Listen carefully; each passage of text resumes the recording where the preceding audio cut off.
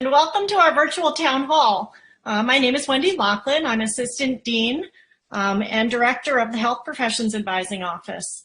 I've been lucky enough to hold this position for about 14 years and been at the university for about 24. So as we have the opportunity to hear from you and what your questions are, you'll get a sense of all of the range of experience that we have as the rest of the staff introduce you. We're so happy to have the opportunity to welcome you here as first-year students and transfers interested in the health professions at the University of Maryland. Welcome, and welcome to the TERP community. We would like to introduce you to our available resources and answer some questions that you have probably already ready to ask as you engage with us virtually. There are many, many things about starting your education in a pandemic that are less than optimal.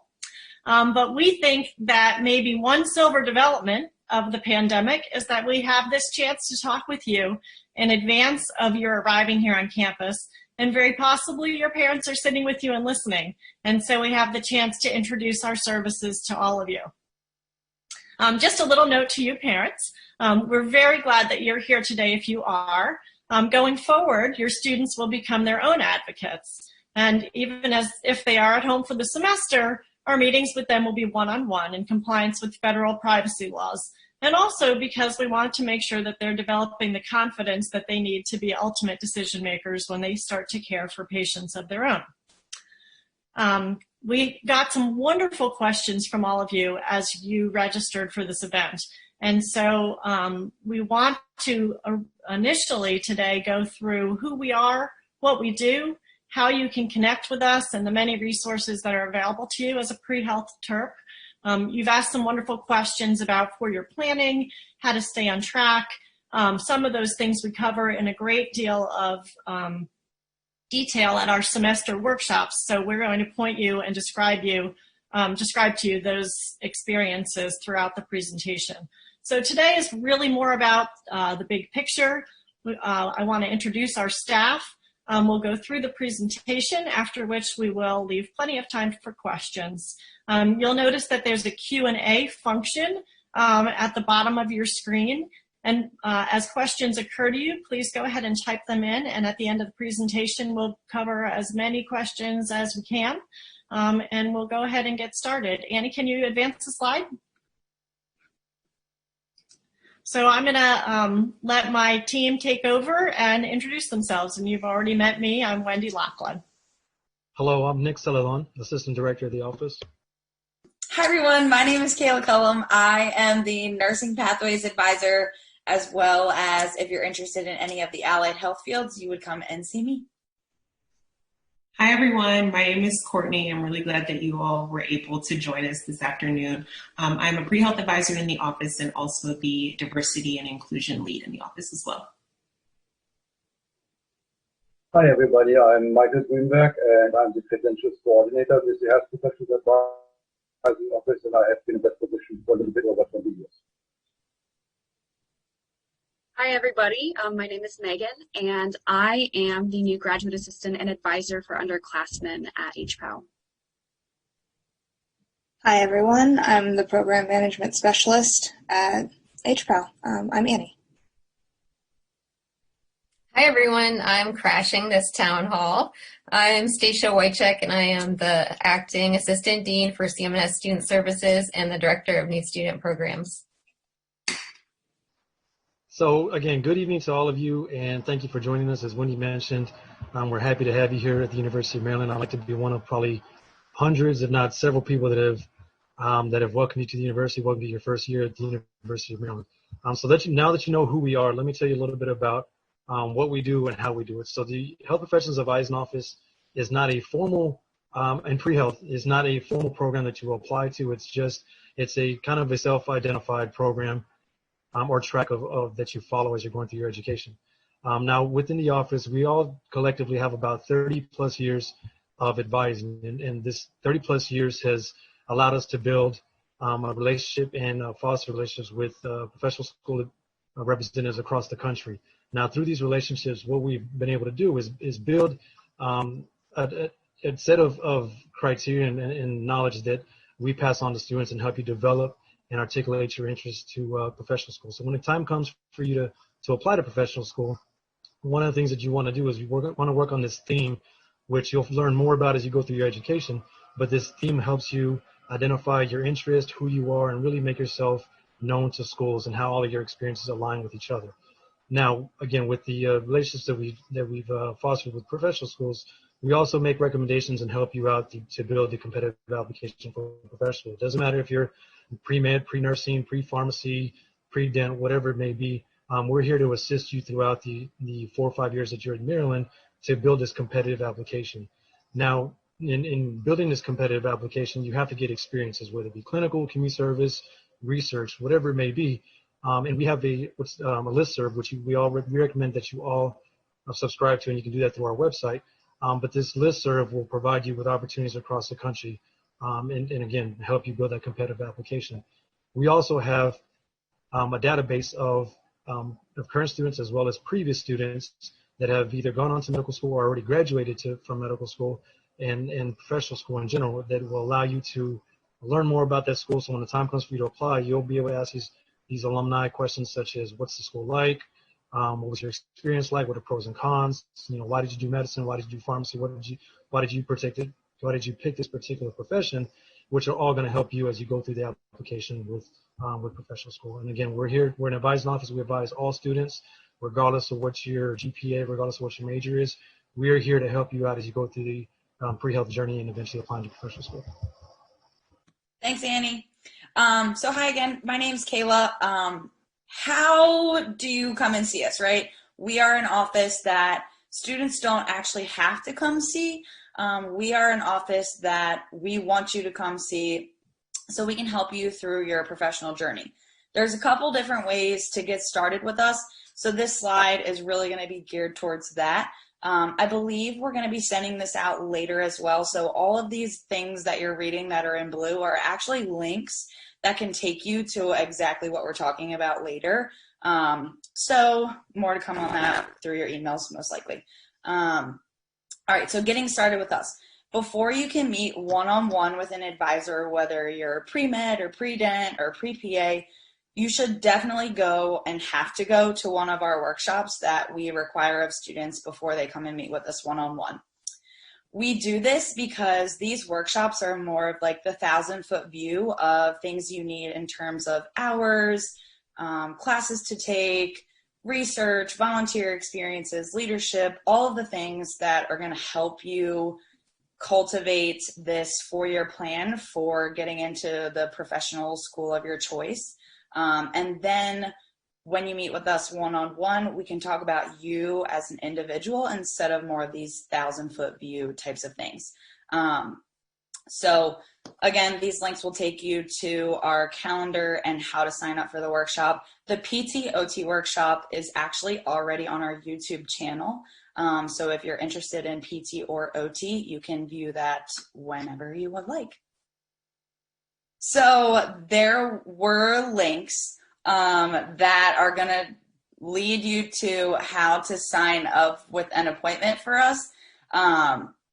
It can be a little bit confusing, but that's why Annie and Mike and really any of our advisors are super great and helpful. If you have any questions about how to set up an appointment with an advisor, you can reach us at preprof@umd.edu and we can help you set up an appointment through there. We offer appointments via Zoom, or if you don't have Zoom, I know a lot of you are attending this via phone. We can also do appointments through phone as well. We also have virtual drop-ins, so that's, exactly what it sounds like. It's kind of a first come, first serve situation where, again, we can help you answer any kind of questions that you have about your specific journey to these professional programs. I know a lot of you had questions about when we sent out the link of, what classes do I need for pre-med and all that kind of stuff. Those will definitely be answered when you attend the intro to pre-med or intro to PA type workshops that we offer that you have to do before you come and meet with an advisor. All right. Hello again, my name is Courtney. So I think one of the biggest things that we are going to be thinking about, or that you are thinking about right now, is how to navigate fall 2020 in this new learning environment. So here are a couple of tips that Stacia and I are going to kind of dig a little bit deeper into to help you get yourself prepared. So the first thing is to get yourself organized. This year undoubtedly has challenged us in ways that we could never have imagined. And so it's going to be imperative that you get yourself organized by creating a schedule of your school, your work, your research, and your personal life, so that you can learn how to navigate this virtual world. Whether it is getting a calendar or your favorite app that helps you to stay organized, it's going to be one of the most important things in kind of progressing throughout the semester without feeling stagnant. One of the best ways that I think would help you manage your time is to act as if all of your classes were synchronous. So go to class in your rooms or, at your kitchen table, go to class as if you normally would. This will allow you to plan other activities around your education. So get yourself organized is the first one. The second one is adapting to a virtual environment. You are going to be exploring college in a way that has really never been done before. And so now is the time to adapt. You're going to be using WebEx, Zoom, Elms, and Canvas, and any other platforms. And so I want you to be prepared for this change. So get yourself familiar with navigating and troubleshooting on those platforms. Okay, thanks, Courtney. So as far as knowing your available resources, there are so many resources on campus, but I really just wanted to point out a couple that I think will help you right off the bat in your time here at Maryland. The first is academic advisors. So you have your advisors in HPAO, and then you have an advisor in your major. And I always tell students, when you don't know where to go to your academic advisor. They're going to be a key resource for you as you start at the university and as you're really until you finish. They're a great wealth of knowledge for you. So they may not know where to or the answer, but they will direct you of where to go. So that's the first thing. Get to know your academic advisor. If you are in a CMS major, your academic advisor will be assigned after schedule adjustment. So that will be after September 14th. If you're in another major, you can consult with your college. The other resource within CMNS that I really wanted to point out is the peer mentor program. So our peer mentors are juniors and seniors. They are in the programs, the majors in our college, and they will help you do your four-year plan. Not only will they assist you in your four-year plan, though, they'll also just talk to you about what it's like to be a student in those majors. Many of them are pursuing health professions, so they can give you insight into their journey. Both academic advising and our peer mentoring will offer virtual services this fall. So we also will do virtual drop-ins. The peer mentors will do virtual drop-ins as well as virtual workshops for their four-year plans. And Courtney will provide a link to you so you can get more information about those services. I also wanted to highlight the Counseling Center. This is a really great resource for students. They offer a huge range of services, personal, career, academic, and this fall they're doing wellness workshops. So there'll also be a link sent to you. You might want to check some of these out. There are coping skills, academic success, relationships and communication, and resilience and adaptability. So they're covering a wide range of very common concerns that our students have, and they're going to be held in a group format. They also, this fall, are doing something completely different where they're doing weekly drop-in space. So that's not a workshop with a theme, but if you just want to connect with other students, you can drop in to the Counseling Center's drop-in space and meet other people.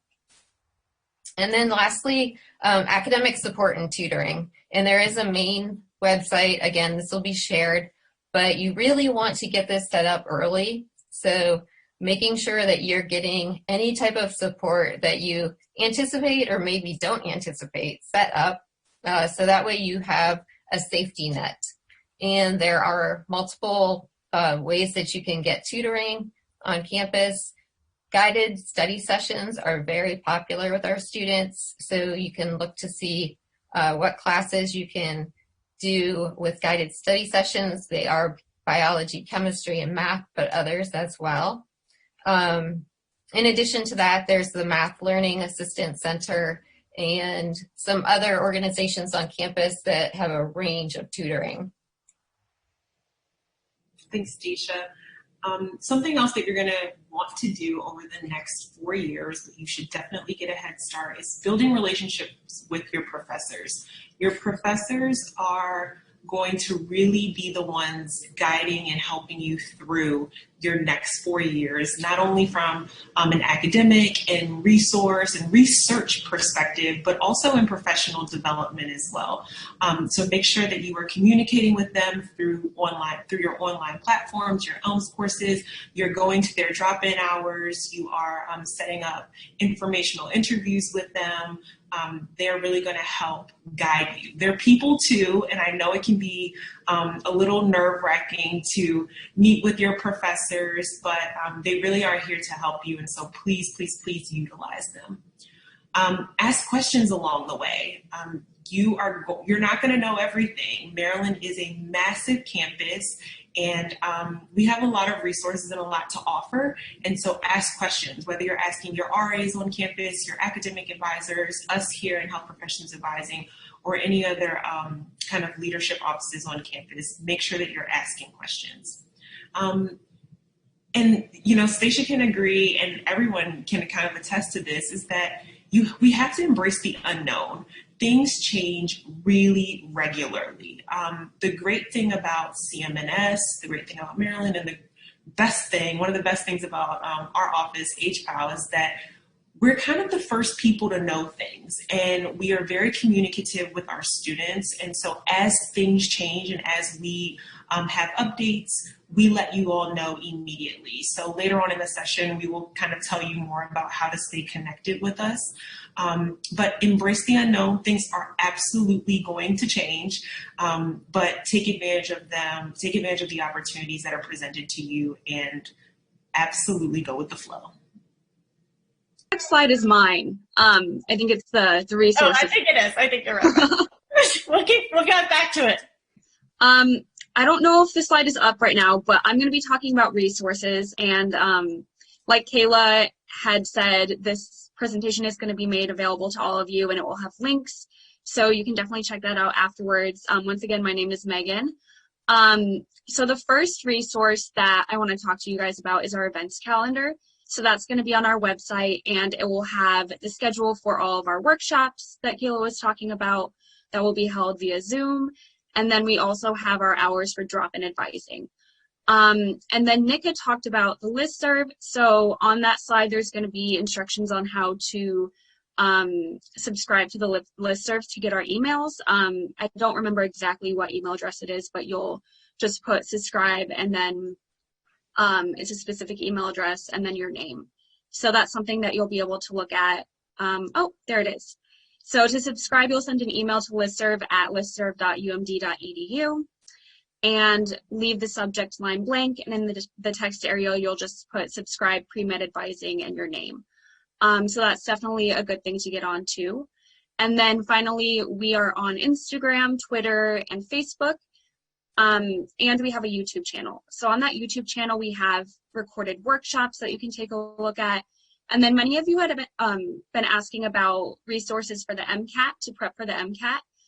We have workshops on prepping for the MCAT and the DAT on our YouTube channel, so definitely check those out. Okay, so in addition to all of the advisors that are speaking today, we also have student ambassadors, which I believe we touched on very briefly. And then we have student organizations. So everything you see here, again, is a link to that specific student organization's Facebook, or it's called ChirpLink. It's like their website through the STAMP Student Union on our campus. which is kind of where they're all housed. But these are all of the pre-health student organizations that our office directly advises. We have a ton for pre-med, pre-dent, PA, one specifically for women, physical therapy, osteopathic medicine, nursing, all of you all can read, you know, all of the things that you may be interested in, we have a student organization for. This is not a finite list, right? Like if you're interested in judo, there's a judo club at the University of Maryland. Photography, really anything you may be interested in, there's a student organization for on our campus. Getting involved in student orgs is really a great opportunity for you to meet people, especially in this virtual world where we may not be on campus this semester, but also provide really great leadership opportunities, which is things that you will be asked about when it does come time for you to apply to these pre-health professional programs.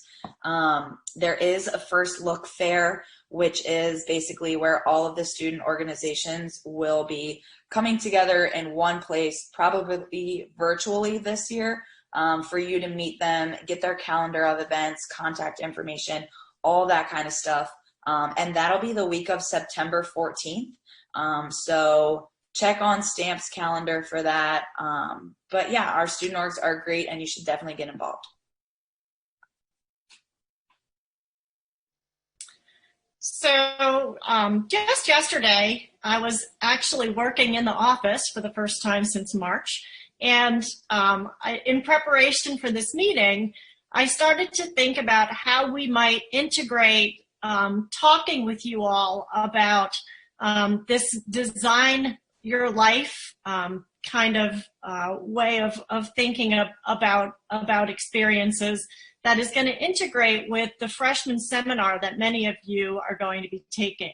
And I came across a TEDx talk that I did embed a link to so that if you're interested in looking at that later, you can follow along to that. But the main idea about designing your life is that nothing is happening to you, that you are in charge of all of the decisions that you're making, and that as you enter college, what we want in HPAO is for us to engage in conversations where you don't always rely on asking us whether you're on track and how things are going for you, but come to us with ideas about what you want your life to look like and what you want your experiences to look like. And there were 5 sort of main areas in this WebEx TED Talk that I looked at yesterday, and they were these. And the first one, and this is some real big picture concept things, but starting generally with curiosity. So not with an idea of starting sort of with a narrow, you know, I need to get clinical experience. And, you know, I'm interested in pediatrics, so let me go specifically shadow in a peds office. Now, that might actually be something that you do want to do, but you sort of generally, a better way is just to sort of think about, you know, long term, what do you want your life to look like? And really keep your peripheral vision open, because a lot of really interesting experiences are going to happen out here. And if you're very narrowly focused on looking straight ahead, you might miss some of those really cool things. So starting with curiosity, as budding scientists and pre-health students, you are hopefully innately curious. So don't narrow your blinders too quickly. Reframe problems. So think in terms of, you know, asking bigger questions when you feel like you have sort of backed yourself into a corner. What might be another way to solve the problem that you've come to? Engage in radical collaboration. I thought that was a really interesting idea. You all have decided to come to a very diverse, large university, and you're going to be surrounded by people who can help you think differently than what you've been exposed to previously. So get into study groups with people who look different from you and have come from different backgrounds, and really figure out how to fully engage and learn from people who have a different mindset. It will really help expand your experiences here.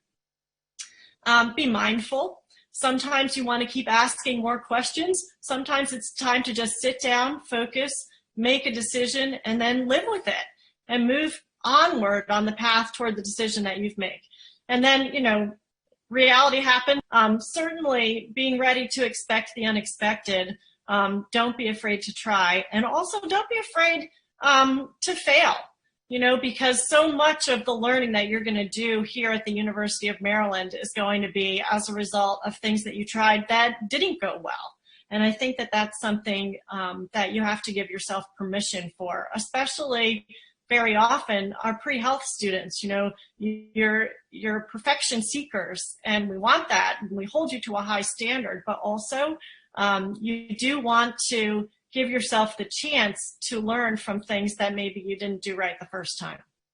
So as we talk with you then about kind of building the many important legs of the stool, and we're going to cover this in a whole lot more detail in our intro workshops as we start the semester. But you probably already have a sense, if you've been looking at this professional path at all, that you know you want to have exposure to medicine, and you want to develop a service orientation. You know, you want to get involved in research experiences. There are certain attributes and competencies that people going into the health professions should have. So what we want to start engaging you with is figuring out how to design your life to answer these big questions. So what might an experience, like what kind of experience might you have that will help you evaluate the work that you want to do in medicine? So not with an orientation toward, if I do this clinical experiences, will it count? That's a conversation that we have a lot. We want you to start to embrace the experiences that you have and tell us the ways in which you believe it's providing you with skills and a look at the profession that you think is meaningful. So it only counts or doesn't count if you can't figure out why you're doing it and what it's teaching you. How to understand the lived experiences of the people who will need your care. So getting involved in service kinds of experiences has nothing at all to do with checking off a box for heading to professional school, and everything to do with understanding the kinds of orientations that the people that you're going to care for are going to bring into the exam room, and to be able to approach those patients without judgment and with empathy and with an understanding of what it is that they might need and how one person's needs are different from the next. So getting involved in service experiences that are people-centered, other-centered, and help you build those competencies of empathy are critical. And how will research inform the clinical work that you will do? Going back to this notion of starting with curiosity. A very important piece of medicine is how it moves forward. And certainly we're seeing that very clearly now with the pandemic, that, you know, there's a lot of bench to bedside to bench happening all the time. And scientific and the health professionals have to be able to make quick on-the-go decisions. So how are you arming yourself with the skills to be able to evaluate the research that's available and that isn't available? And then we're going to talk a little bit more about core competencies that are valuable in medicine, but how can you build those skills?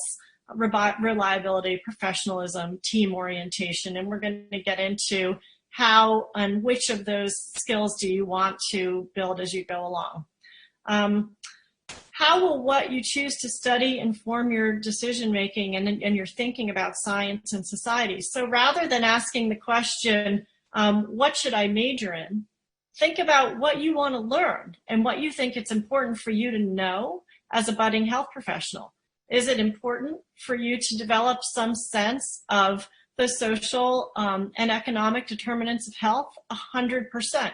So what kinds of classes can you take that are going to help you to look at expanding your mind beyond the basic pre-health curriculum and making sure that you leave these 4 years really having a very good sense of the many, many determinants of health. And going to a large university like you've chosen to do is going to give you a lot of opportunities to look at majors and minors and just individual classes that will help you expand your mind.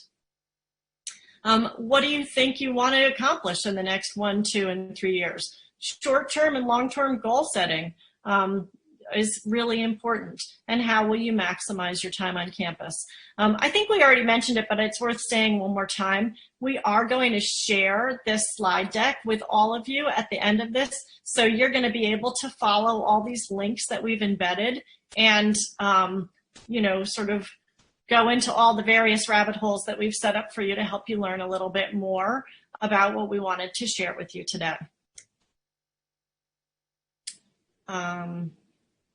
So we are going to do a little interactive activity. If all of you can either take a screenshot of this list or take a picture of this list on your phone, I want you to think about what competencies you think that you can work on this upcoming year, especially given our virtual world that we're in, and hearing some of the resources that are available to you. What are the things that you think you could actively work on this year? So take a screenshot of this, or take a photo on your phone, and then you're going to be texting your top 3 competencies following the instructions at the top of the page. And we're going to put up a Wordle. So I'm going to give you a minute to go ahead and follow the instructions. So go ahead and text 222333, text Annie M600, and then once you join, you're going to text your message, and your message is going to be, what are those, of all of the competencies that we listed, what are the top 3 that you hope that you're going to be able to work on in the next year? Annie, someone requested to go back to the competencies slide, if you can. Social skills, awesome. Okay, things are starting to happen. Critical thinking skills. Great. Leadership, professionalism. Ooh. Social skills. Things are kind of like equally the same size, but it looks like social skills is one that a lot of you have said. Adaptability is another one. Resilience, another great one. So kind of digging into social skills, one of the things that I kind of love about your generation as first year students is that you tend to work pretty well virtually, which is wonderful, between social media, email, texting, tweeting, DMing. This is something that you do regularly. And so you, to a degree, are very used to communicating and having to socialize virtually. This is something that the institution is learning to better adapt to. And so you all are going to be an active participant in helping us as an institution work on our social skills virtually. But this is also a great opportunity for you to work on like these professionalism skills built in with social skills. So now you're going to be communicating with faculty members, with staff members virtually as well. And how do you continue to work on those social skills in a professional way? So social skills is a great one. I don't think there is anything more important than adaptability and resilience, and those two kind of are the same size. And this, we've all had to be very adaptable, and this is a very critical moment for us to learn how to work with our environment. And we have to be able to demonstrate that not only in our professional lives, but you're going to have to do that in your educational life, in your research life, in your personal life. And so being able to demonstrate that adaptability and that resilience to professional schools is going to be really important. Not only being able to demonstrate it, but being able to articulate ways in which you have been adaptable or resilient is going to be important. Teamwork. Teamwork is not as big on here, but I think that this is an interesting concept that some of you are thinking about working on in a virtual world, because working in teams is going to be much more challenging. So, you know, in a usual semester, you all would be in class together, you all would be in lab together, working on projects together. And so how can you continue to build upon team orientation in a virtual world? This is something that you can also think about in the mindset of being a future health professional. How are health professionals having to maintain their teams and manage teams in a more virtual world? So this is great. I think that that's the that concludes our official slide presentation. We've gotten some very good questions on the side, which we're going to talk about. One thing I think that would be helpful is for us to take you right now to our website. And Nick is going to, Nick, are you able to share your screen and demo the website a little bit? Is that your plan? I can do that, most definitely.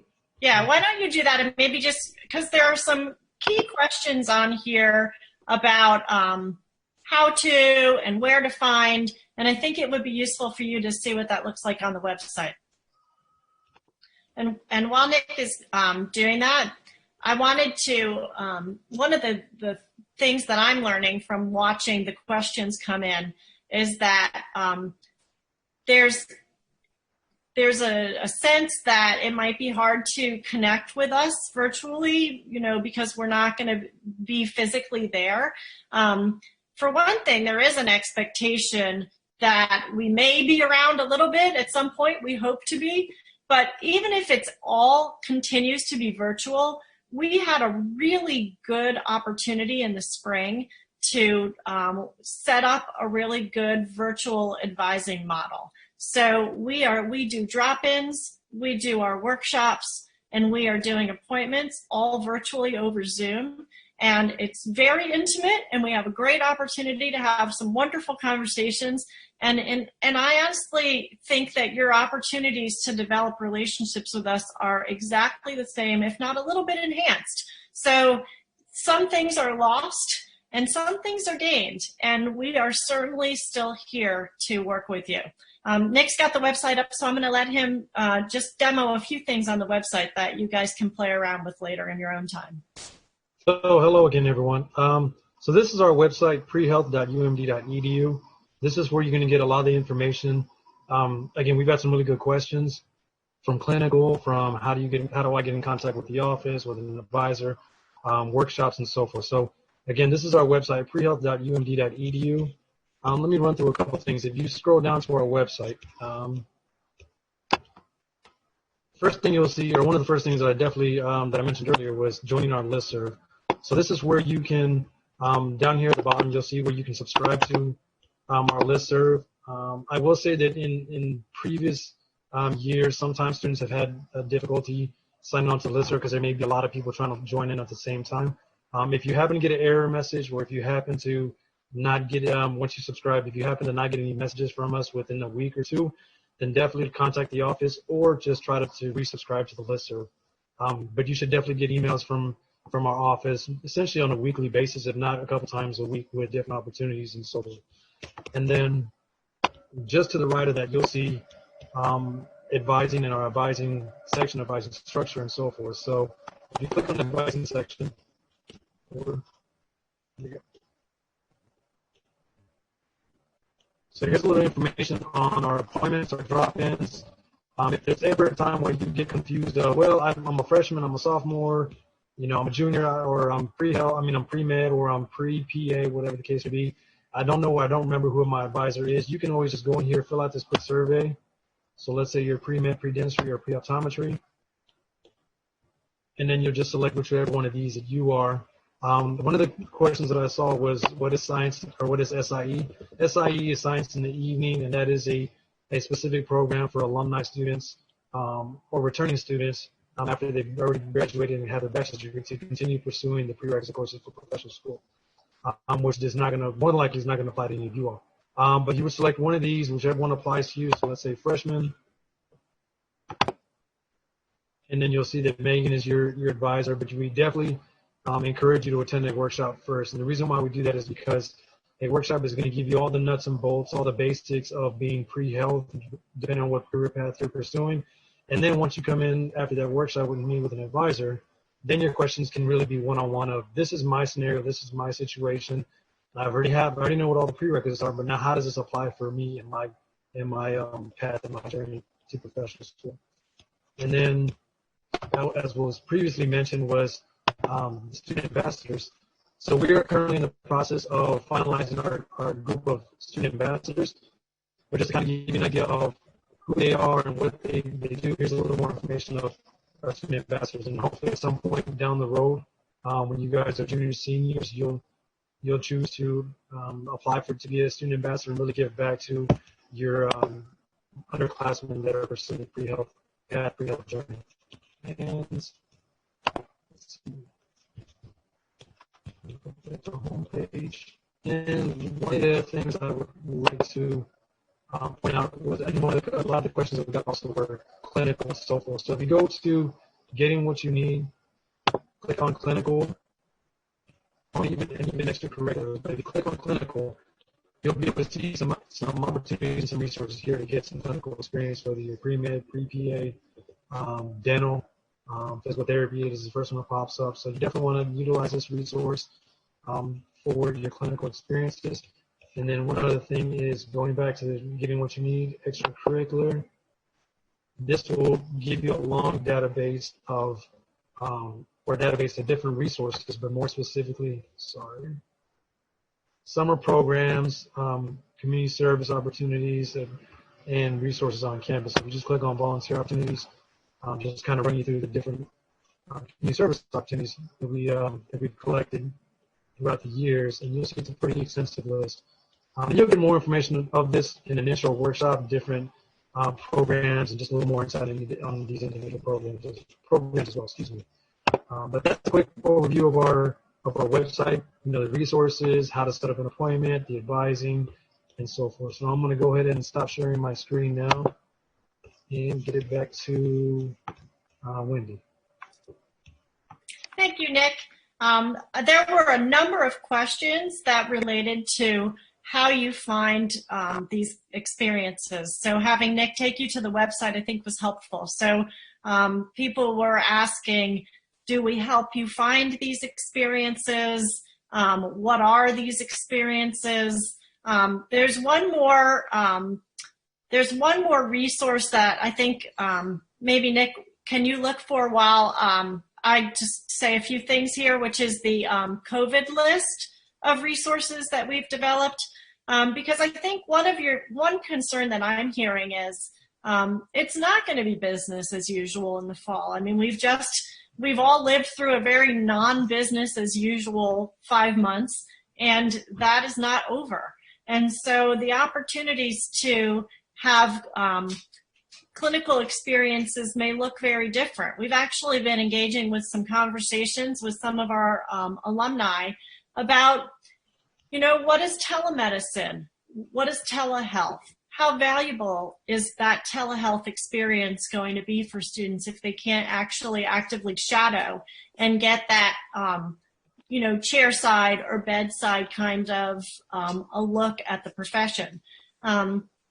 Telemedicine is catching on. It's not new as of COVID, but it's certainly being used more widely.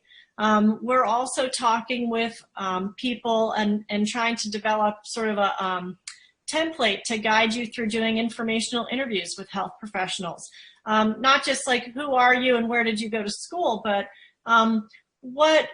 really learning about, like, how do they approach taking a patient history, and why would they use one approach with one patient versus, with another patient, and what have they had to learn about insurance? What have they had to learn about business models? So we're developing sort of a core interview tool to help you if maybe in this first, 8 months of being a new student, your experiences are a little more limited to virtual.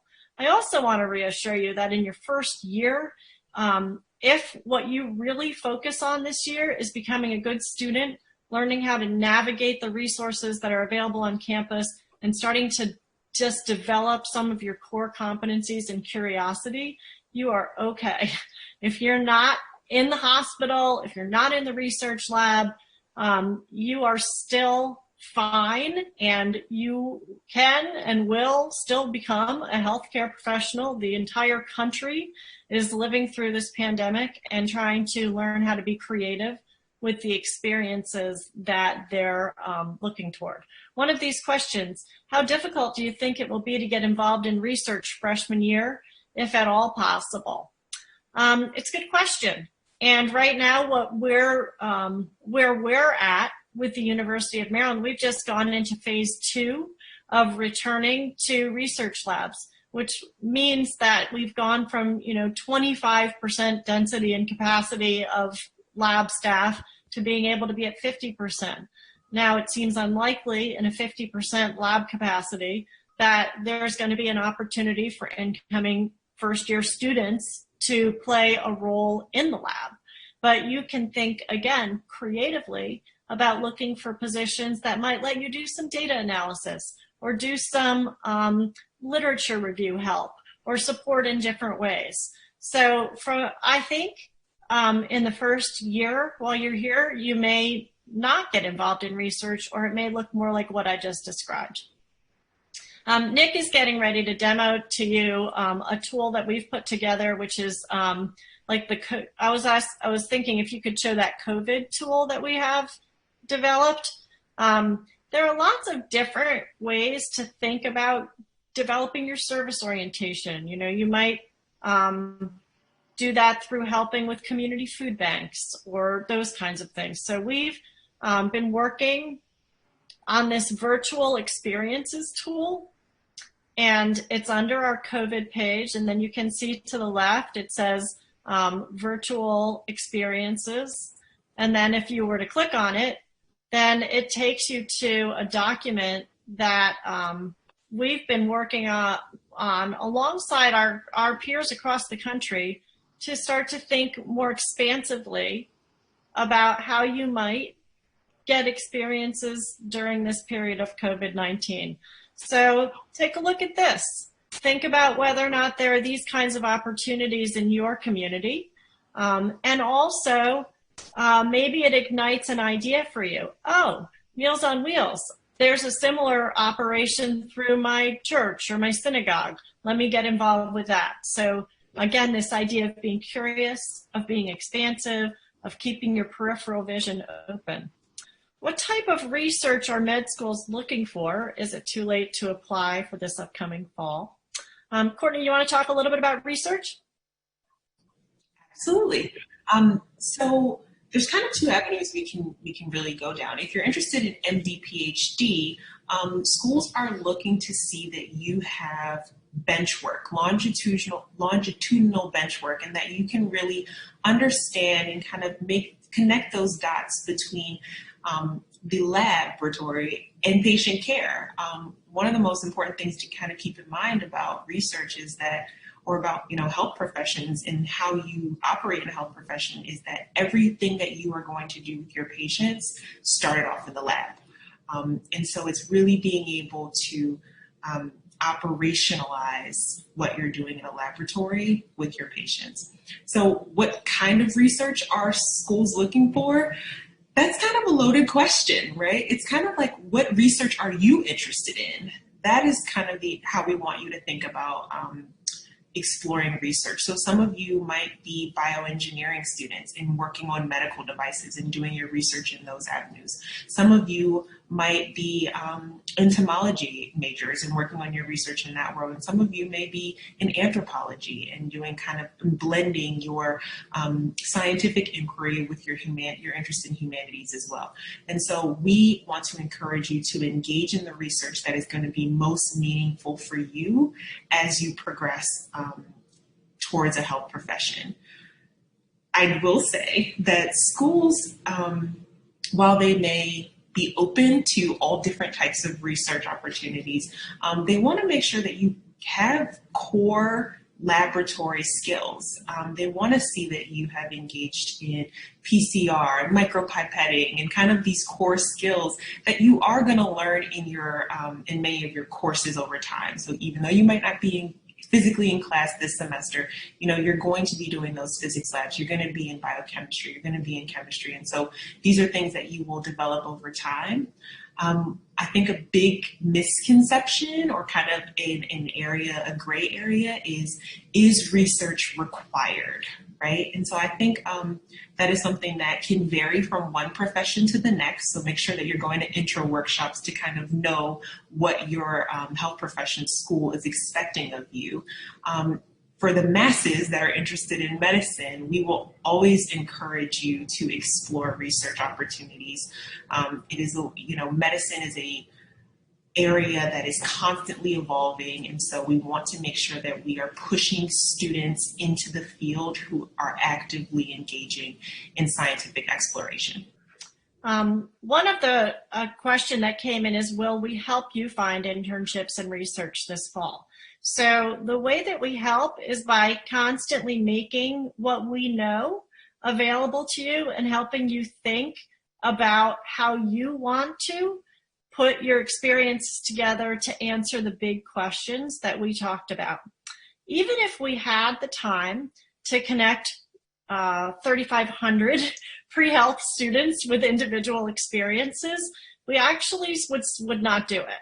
And the reason is, part of this process is you looking at what opportunities are available, matching them with your interests and how you want to think about exploring your health profession that you have in mind, the skills that you want to build, and also developing the confidence to build professional networks and make these connections. These are all really critical skills.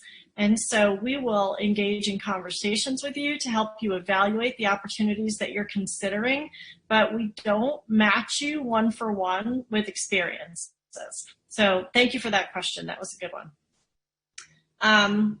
And I'm looking at, let's see, another question here. Hello, when meeting with my advisor, she mentioned most, if not all, pre-med students stay past 4 years due to an application cycle. Can I get clarification on this concept, as it seems different from taking gap years? Thanks. How about, Nick, do you want to talk a little bit about that? And then maybe Stacia, maybe you could talk a little bit about for your planning, if you feel like there's anything that you would add. Absolutely. Stacia, you want to go first? Or you want me to go first? You can go ahead and then circle back. Yeah. Okay. So pre-med. So no, you don't. We have plenty of students that apply to medical school at the end of their junior year, which means that you do not take a gap year. You do not stay more than 4 years. Along those same lines, we have a lot of students who also ask the question, can I do study abroad even though I'm pre-med? So I want to rest assured that, yes, you can do study abroad and still graduate in 4 years and still apply to medical school and go straight to medical school or dental school or PA school right after you graduate from Maryland. So you don't have to stay for more than 4 years if you're pre-med. Now, it's not uncommon for students to take a gap year, which I know that the question, I think if I understood correctly, was staying for more than 4 years versus a gap year. One thing I also want you all to understand is that if you do end up staying or end up having to take a gap year, that's not uncommon. There's nothing wrong. It doesn't mean that you have the plague or that you've done something wrong if you stayed more than 4 years or if you take a gap year. It just means that your journey was a little bit different. Everybody's journey is going to be unique to the next person. Now, along with that being said, keep in mind that the average age of first-year med students is 25. And so when you think about that in the context of what your potential journey or timeline may be, it's perfectly fine if you end up taking a gap year or multiple gap years before you apply to medical school. But you can still fulfill all the prerequisite courses in 4 years for medical school. You can still, and that even applies to not having any sciences over the summertime, which we do recommend, which med schools and dental schools alike recommend against doing, is taking the prerequisite courses during the summertime or even during the wintertime. But these are questions that you can come in one-on-one with an advisor and figure out, okay, what's the best route, what's the best option for me in my particular situation.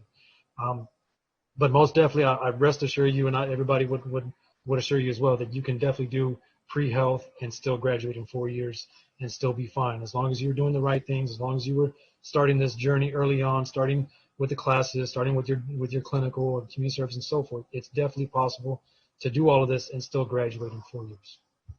Stacia? Yeah, just add to that, as I was talking about earlier, we have an I didn't cite academic success policy, but there is an academic success policy at the university, and that is where the 4-year plan comes into play. And so we do require students to do a 4-year plan. It is a working document, but students will do it with a peer mentor. I mentioned the CMNS peer mentors earlier. And you actually map out what you will do during your 4 years here at Maryland. And that includes when you would take your MCAT and making sure that you have the coursework that you would need before that. So we help you build that 4-year plan. And then we work in conjunction with the advisors and health professions to make sure that you're on track for what you want to do. So it is definitely possible. It is a planning process. As Nick mentioned, a lot of students want to do education abroad opportunities, and that can be done as well, as long as you're planning for it and continually updating that plan and making academic progress in your coursework. We're at the end of our time here, so I wanted to just finish up by just addressing a few things to make sure that you have a way to follow up with us now and continue to engage with us. One is, as I said, these slides that we went through today that have lots of great embedded links in them, we are going to share with all registrants. So you're going to get the slide deck, and it will let you, like I said, take you down lots of rabbit holes. Somebody asked the question of whether or not that specific COVID link that we took you to is included in the slide deck. It is. It's on, I think, slide number 9, if I remember correctly. There's a link that takes you to virtual opportunities, and so you'll be able to find that information. How do you proceed to interact with us from here? Starting with the very first week of the semester, we will be doing extensive drop-in hours. Stacia, I'm going to invite you. If I don't know if everybody on this is a computer, math, and natural sciences major, but since you're here, it would be great if you could talk about how students can engage with you too after I finish. But so we do all drop-ins for the first week of the semester. So if you have a question or a concern about scheduling or something that you think that we can quickly help you with so that you can get moving forward with your semester, that's a good time to interact with us. Drop-ins aren't for longitudinal planning, so you're going to come to an intro workshop. You're going to register for an intro workshop through that book now that Nick showed you, and then go ahead and get scheduled for an intro workshop so that after that you can seek one-on-one advising with your specific this is about me kinds of questions. So drop-ins in the first week, intro workshops starting up right after that and running about once a week for the whole semester. Kayla runs nursing, PA, PT workshops, very similar concept. You do those first, and then you work one-on-one with Kayla in your appointments. So that's kind of how you're going to work with us in the fall. We offer a lot of opportunities to hear from experts in the field. We bring speakers to campus. We're kind of thinking, because it's a different universe, that we might be able to hear from people that we wouldn't ordinarily, because they're not here in our backyard, but we might be able to tap them from Michigan and California. So we're working on some broader programming for you. So if you're on the listserv, you won't miss a minute. We're super excited to welcome you. I'm going to turn it over to Stacia to share how you can interact with that advising unit, although remembering that's for students interested or who are coming into computer, math, natural sciences. Thanks, Wendy. So we also have drop-in advising. We have some hours now through the end of August. And then once the school year starts, we'll do drop-ins the first 2 weeks, much like health professions advising. So we'll have it all day, every day for those first 10 days. And those drop-ins are similar to health professions advising, therefore quick questions, schedule adjustment types of things. And if it requires more, like a longer type advising appointment, then we're gonna direct you to another advisor, but not through the drop-ins. As I mentioned earlier, your advisor assignments happen after schedule adjustment. So you will get an email of your assigned advisor after that point in time. So any type of question that you have between now and schedule adjustment comes through student services in the drop-in advising. And then our peer mentors will start their hours the first day of the semester, and their office hours, which will also be drop-in, virtual drop-ins, are Monday through Friday, 10 to 4. And they will be taking questions, any type of questions. They'll start doing four-year plans, and then we'll also offer virtual four-year plan workshops based on majors. So they'll be doing more group advising with the four-year plans as well. Thanks so much. Appreciate it. Thank you all for joining us. We can't wait to welcome you to campus, and look for the follow-up email with the slide deck, and we'll see you in a couple weeks. Take care. Thanks.